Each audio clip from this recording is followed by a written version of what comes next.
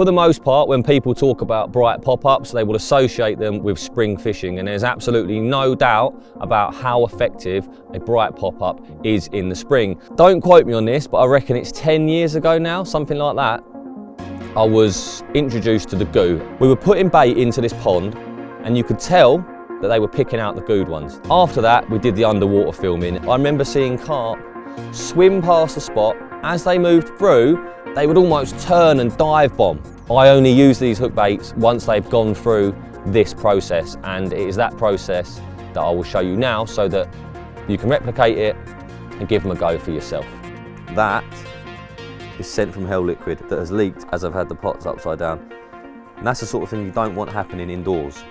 If I'm going to use a bright pop-up or a bright hook bait of any form, it's always going to be one of them. I cast my mind back, I think it was the almond goo that we used. It may have been the squid.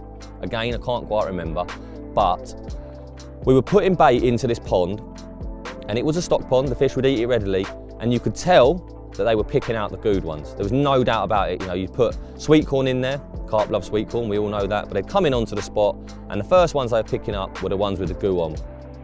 In the end, someone put a boilie into the pond that was too big to go in the mouth of one of the carp, and even though there were other baits around it, they were rolling this boilie around. They were trying to get it in their mouth. They couldn't, but they were trying to.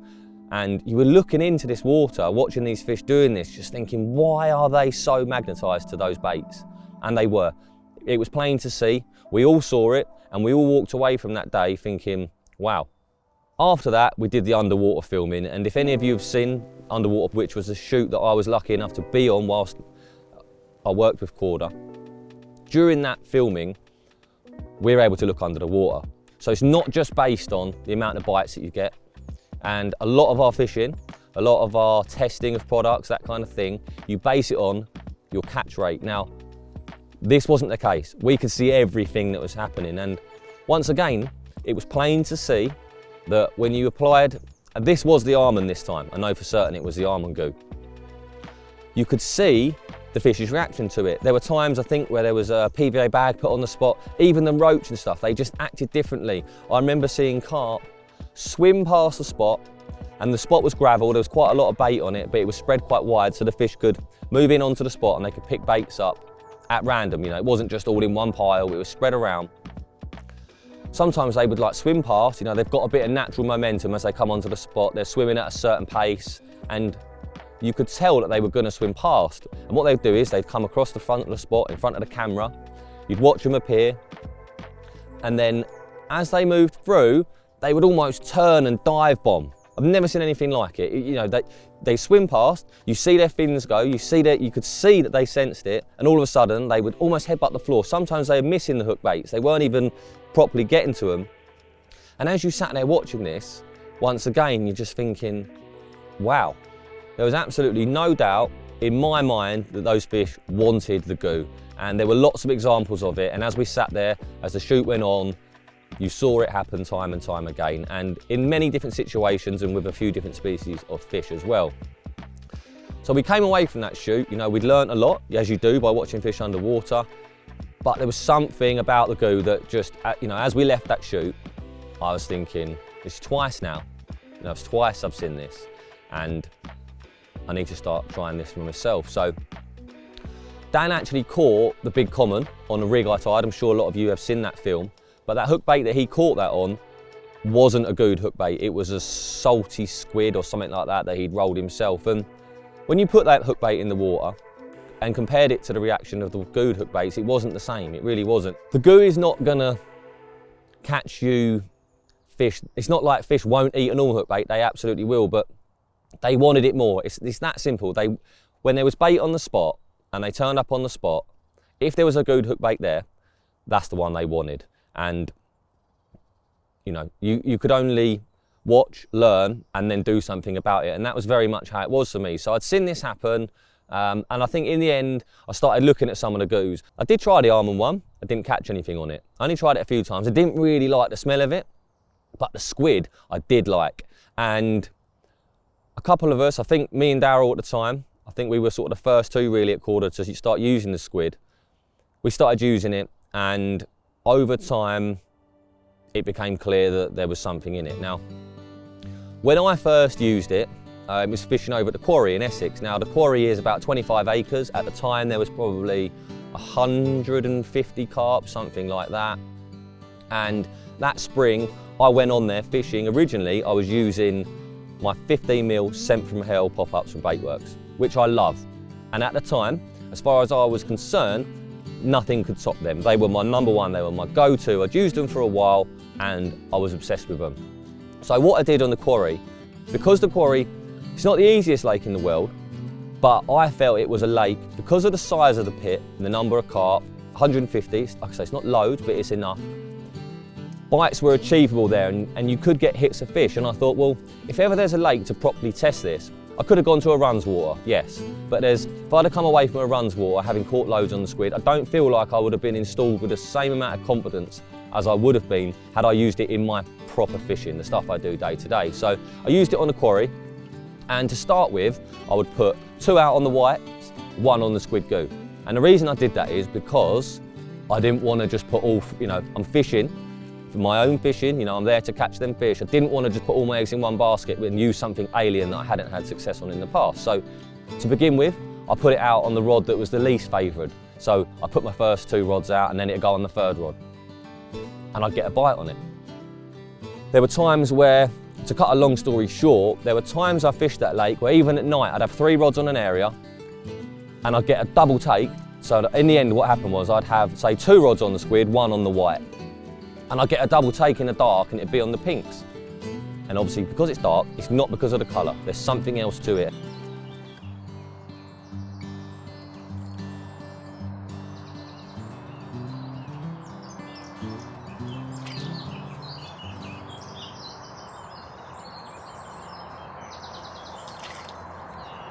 You all right?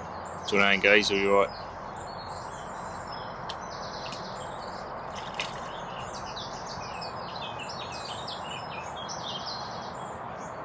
We all right? Move, I think.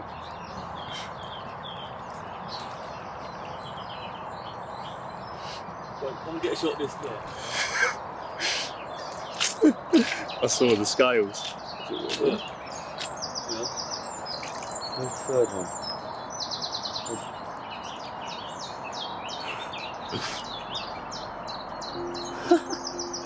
Three in the net. That one there's one I had the other week. That middle one. Already have that. It's over, isn't it? Yes! Fucking do it.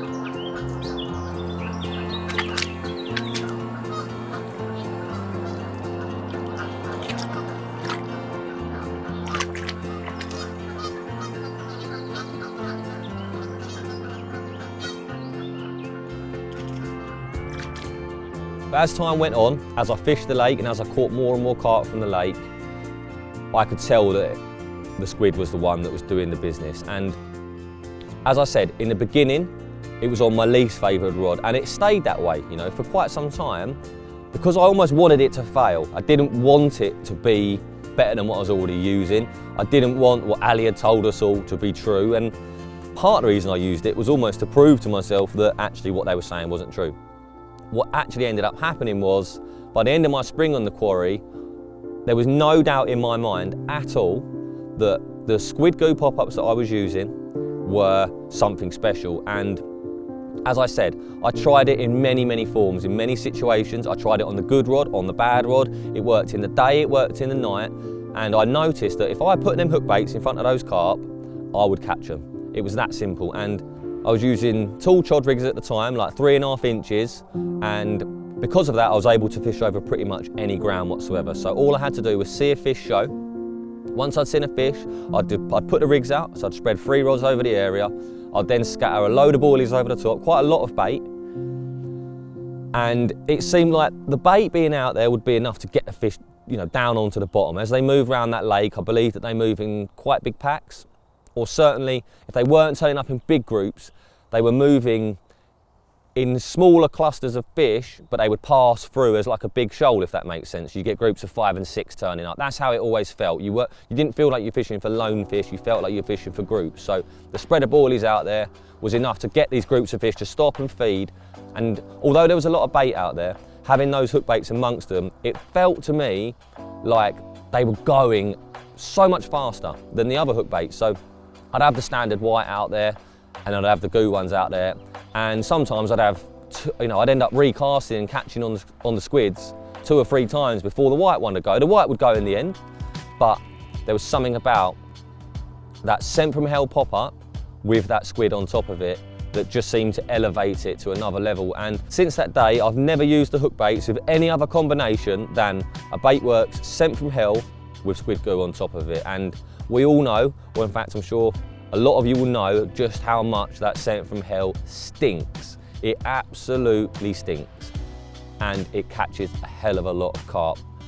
But by adding the squid goo to it, which also stinks, you end up with a flavour combination that, for me, in my opinion, for me, like I say, it can't be beaten. And there is nothing I have as much confidence in as I do that. It is absolutely my go-to. I've used it for the last 10 years. I've used it in many forms, and by that I mean I've used it in wafters, big and small. I've used it in pop-ups, big, small, tall, short. I've used it in many ways, and it always feels like the best thing I can have out there. And if I can, I will use it.